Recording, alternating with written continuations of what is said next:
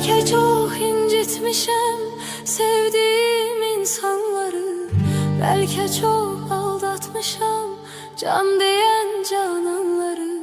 Sonda görmezden gelip ettiğim nöksanları.